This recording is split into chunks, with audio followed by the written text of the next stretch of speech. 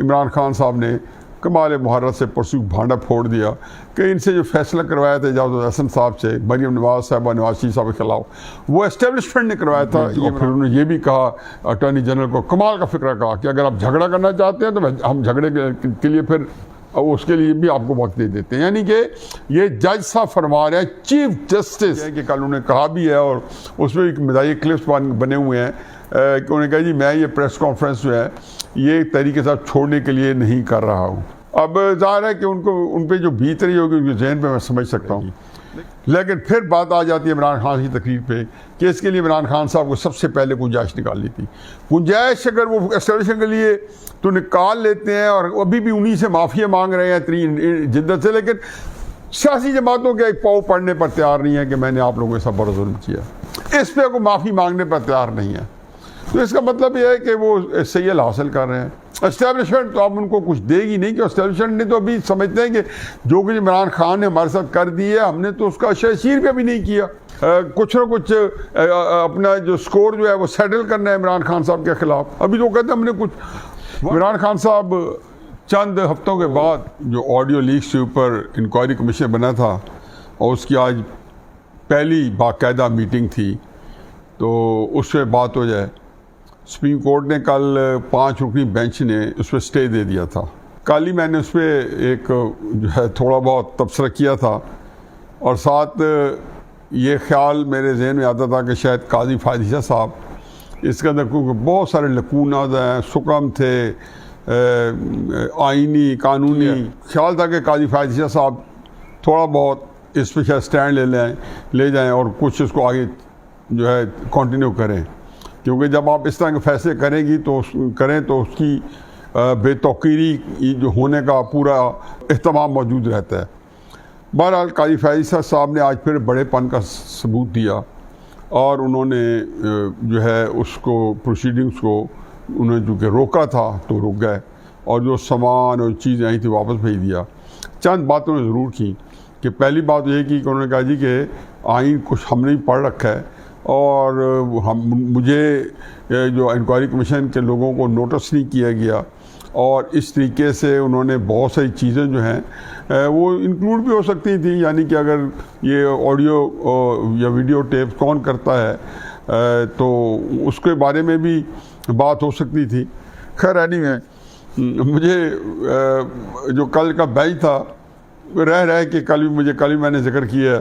कि supreme court के bench के अंदर जो सबसे बड़ी ज़्यादती की है चीफ जस्टिस उमर अता बंदयाल साहब ने, वो मज़ाहिर नकवी साहब के साथ की है। इमरान खान साहब ने कमाल मुहर्रत से परसों भांडा फोड़ दिया कि इनसे जो फैसला करवाया था जावेद हसन साहब से, मरीम नवाज साहबा, नवाज शरीफ साहब के खिलाफ, वो एस्टेब्लिशमेंट ने करवाया था। ये इमरान खान साहब का फरमान है। तो बहरहाल वो भी बड़ी तमतराक से वहाँ बेंच में बैठे थे। ये बात इमरान खान साहब ने कुछ 4 दिन पहले कही और वो कल जो है पूरी उसी तरह करो फर के साथ बैठे थे। बहरहाल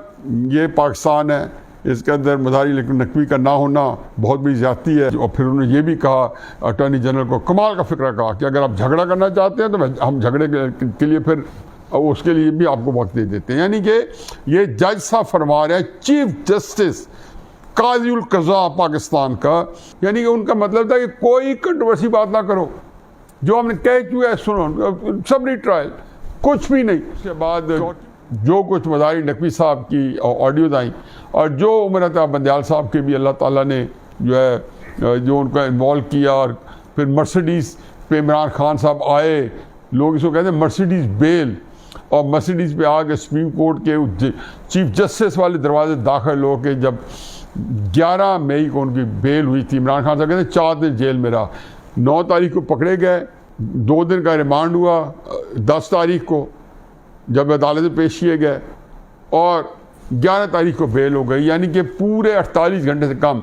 लेकिन कल फरमा रहे थे कि मैं 4 दिन जब जेल में रहा तो मुझे कुछ पता नहीं चला पीछे क्या होता रहा। और सुप्रीम कोर्ट में आया तो उस वहाँ पे भी ये सारी बातें जो 9 मई का जो सानिया था, जो हादसा था, वो डिस्कस होता रहा, जो एक रूह फरसा, एक चश्म कुशा किस्म का वाक़या था। पर तो उमर अता बंदयाल साहब, एक तो ये बात है कि उनकी जो साख है और सब कुछ है, वो मुतासर हुई है। दूसरा उसके अंदर जो वाक़या हुआ है, मैं जो दूसरी बात है वो ये है, हुकूमत जो है वो इसमें से बरी जुम्मल हो गई है, क्योंकि ये हुकूमत ने ये सब कुछ करके सुप्रीम कोर्ट को भी चुराए आश्कार कर दिया उनके अज़ाइम को। साथ ही आगे जो कुछ पाकिस्तान में हो रहा है, इमरान खान साहब कल मेरा ख्याल में अब उनके तकरीर में, पिछले मैंने कहा है ना, पहले भी कह चुका हूँ कि उनकी तकरीर के अंदर कोई जान नहीं रही। 11 मई के बाद जो उन्होंने 12 मई को तकरीर की थी तो उसमें तो भिना रहे थे, गालियाँ भी दी थी उसके अंदर। और आते ही जब उनको पता चला कि बुशा बीवी घर में अकेली थी, इमरान खान साहब जेल में शायद थे और पुलिस घुसी, तो उन्होंने जो वहाँ पे एक हल्का सा कहा, जो भी लफ्ज़ अदा किया, वो पूरे सोशल मीडिया पे वो क्लिप जो है वायरल हुआ है। तो उसमें उसी ट्रांस में ही इमरान खान साहब ने फिर जो तकरीर की अगले दिन, तो लगता था कि वो मज़ीद उस खून की होली खेल रहे हैं। और उन्होंने ये तक कहा कि अब फिर करोगे फिर यही होगा, फिर जब भी गिरफ्तार करोगे कारकुन यही करेंगे, रिएक्शन आएगा। पहले भी ये कहते हैं कि जी जब आप ये करोगे तो रिएक्शन आएगा, और रिएक्शन आएगा भी इदारों के ख़िलाफ़। अब इमरान खान साहब को पता चल गया होगा कि वो अपने लिए कितना गहरा खड्डा वो खोद रहे थे, और मुसलसल 1 साल से जिस गड्ढे में आज वो गिरे पड़े हैं, इसकी पूरा 1 साल मेहनत से मिट्टी निकालते रहे हैं और उसको इतनी गहराई तक लेके गए हैं कि हकीकत यह है कि उनके अंदर से उनकी जो तकलीफ़ की आवाज़ें हैं वो भी अब बाहर नहीं निकल रही। अब इमरान खान साहब की कल की तकरीर के अंदर हमने कहा जी मैं डायलॉग भी करने पर तैयार हूँ, लेकिन उसके अंदर भी फिर वही बात, इफ्स एंड बट्स, ये करते रहेंगे। लेकिन एक मौका ऐसा आएगा कि जब वो गैर मशरू डायलॉग के लिए तैयार होंगे तो शायद उसके लिए भी वक्त गुजर चुके। हकीकत यह है कि उनको अभी भी फ़ायदा है क्योंकि पब्लिक सपोर्ट उनकी कम शायद ना हुई हो, या उसको अंदर बहुत मामूली डेंट पड़ा हो। जो उनका वोटर सपोर्टर है, मैं तो हमेशा कहता हूँ नवाज शरीफ साहब में भी, कि वो उसी तरीके से है, और वो मज़ीद उसकी जो इदारों के लिए के बारे में जज्बात हैं ज़्यादा बरअंगेख्ता है। ये एक टिपिकल बात है, 70 साल की हमारी तारीख है। तो इसके अंदर इमरान खान साहब, और मुझे हमेशा मेरी फ़िक्र यही है कि पाकिस्तान की पब्लिक जो है, क्योंकि हमारे इतने मसाइल हैं सिक्योरिटी के अंदर भी बाहर भी, कि पाकिस्तान की पब्लिक के अंदर इदारे जो हैं वो मुतनाज़ ना हो। लेकिन अब चूँकि इतना बड़ा वाक़या हुआ 9 मई का, ये वाक़या मुस्लिम लीग नून भी करती, तो हकीकत यह है कि जो तहरीक इंसाफ वाले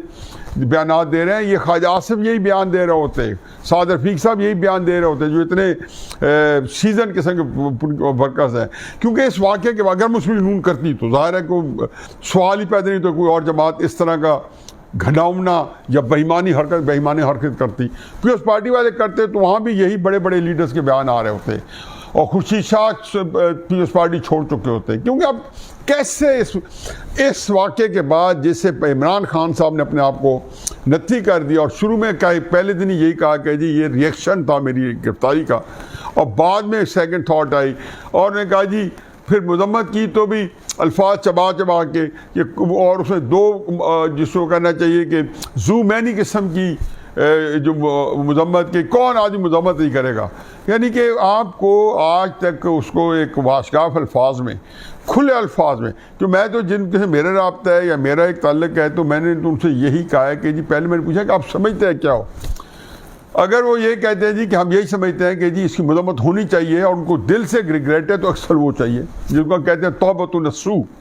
एक ऐसी तौबा कि जिसके अंदर नसीहत शामिल हो। इस तरह की तौबा चाहिए इस मामले के बाद। ये इफ्स एंड बट्स के साथ जो तौबा या जो उसके बारे में कोई मुज़म्मती का बयान देना, वो कभी काम नहीं आना। तो खैर, ये सूरत इमरान खान साहब इसलिए पहुँचे हैं कि कल उन्होंने कहा भी है, और उसमें एक मज़ाही क्लिप्स बने हुए हैं कि उन्होंने कहा जी मैं ये प्रेस कॉन्फ्रेंस जो है ये तरीके से छोड़ने के लिए नहीं कर रहा हूँ। अब ज़ाहिर है कि उन पर जो बीत रही होगी उनके जहन पे मैं समझ सकता हूँ, लेकिन क्या इमरान खान साहब का हल है? पहली तो बात मैं ये कह दूँ कि ये चीज़ें ठीक नहीं हैं। ये जो वर्कर जब ये चले जाएंगे तो उनकी जगह जो भी आएंगे वो इससे ज़्यादा तकलीफ़ होगा। मैं तो हकीकत ये समझता हूँ कि ये वाक़यात जो होते हैं, ये इसका पाकिस्तान के अंदर आज तक इस तरह की जो सूरत हाल है, उसके बाद उनके क्या कॉन्सिक्वेंसेस निकले हमारे सामने मौजूद है। लेकिन फिर बात आ जाती है इमरान खान की तकरीर पे कि इसके लिए इमरान खान साहब को सबसे पहले गुंजाइश निकालनी थी। गुंजाइश अगर वो एस्टेब्लिशन के लिए तो निकाल लेते हैं और अभी भी उन्हीं से माफ़िया मांग रहे हैं इतनी जिद्दत से, लेकिन सियासी जमातों के एक पाँव पढ़ने पर तैयार नहीं है कि मैंने आप लोगों के साथ बड़ा जुल्म किया, इस पर को माफ़ी मांगने पर तैयार नहीं है।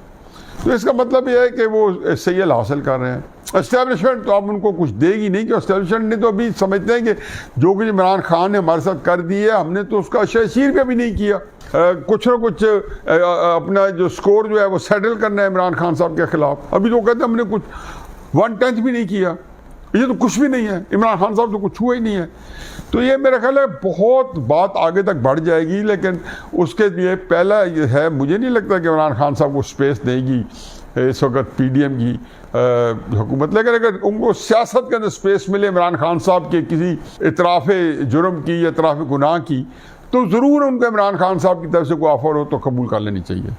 या उनके पास जो है ज़रूर कोई ना कोई बंदा जो है उनसे उनका इमरान खान साहब उनके पास भेजना चाहिए, क्योंकि उनके पास रह गई है। अवल तो उनके पास कोई बंदा इमरान खान साहब के करीब भी नहीं जाएगा, कोई बंदा जो जुर्रत नहीं करेगा, घर वाले नहीं उनके करीब जाएंगे कि जी इस वक्त वो वहाँ पे जाने का मतलब यह है कि अपने आप को नुकसान पहुँचवाना है या खामखा एस्टेब्लिशमेंट की नज़रों में आना है। तो इस सूरत में उनकी जो तकरीरें हैं उसके अंदर अभी भी जो आए हुए हैं, तो लगता यही है कि इमरान खान समझते हैं कि मैं किसी तरीके से इज़्ज़त सादात भी बचा जाऊँ और कुछ सियासत भी बचा जाऊँ। इमरान खान साहब चंद हफ्तों के बाद ना इज़्ज़त सादात रहेगी और ना सियासत रहेगी। मैं ये नहीं कहता हूँ कि इस माहौल में अब रहेगी, नुकसान सबका हो रहा है,